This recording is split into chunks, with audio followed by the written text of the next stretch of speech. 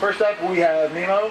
Nemo is a fierce queer rights activist, and he will now read from Manning's own testimony, Manning and their own words.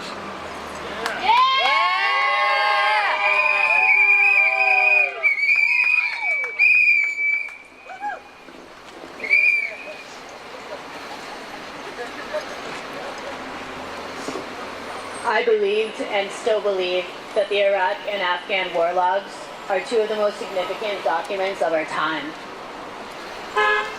I believe that if the general public, especially the American public, had access to the information contained within the Iraq and Afghan war logs, this could spark a domestic debate on the role of military and our foreign policy in general, as well as it related to Iraq and Afghanistan. I felt this sense of relief by WikiLeaks having the information. I felt I had accomplished something that allowed me to have a clear conscience based upon what I had seen and what I had read about and knew was happening in both Iraq and Afghanistan every day. I hoped that the public would be as alarmed as me about the conduct of the aerial weapons team crew members. I wanted the American public to know that not everyone in Iraq and Afghanistan were targets that needed to be neutralized, but rather people who were struggling to live in the pressure cooker environment of what we call asymmetric warfare. After the release, I was encouraged by the response in the media and general public who observed the aerial weapons team video. As I hoped, others were just as troubled, if not more troubled, than me by what they saw. I always wanted to figure out the truth.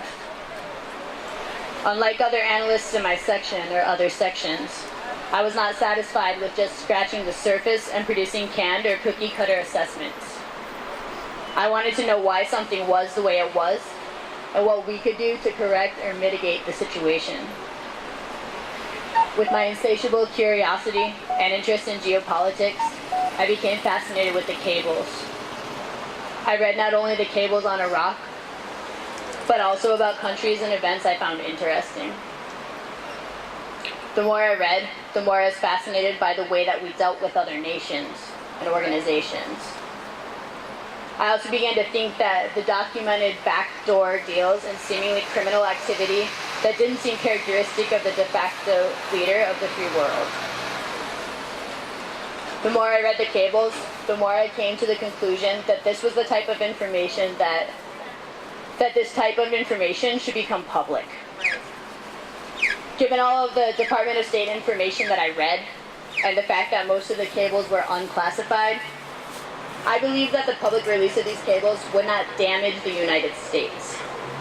However, I did believe that the cables might be embarrassing, since they represented very honest opinions and statements behind the backs of other nations and organizations. No one associated with WikiLeaks pressured me into giving information. The decisions that I made to send documents and information to WikiLeaks were my own decisions, and I take full responsibility for my actions.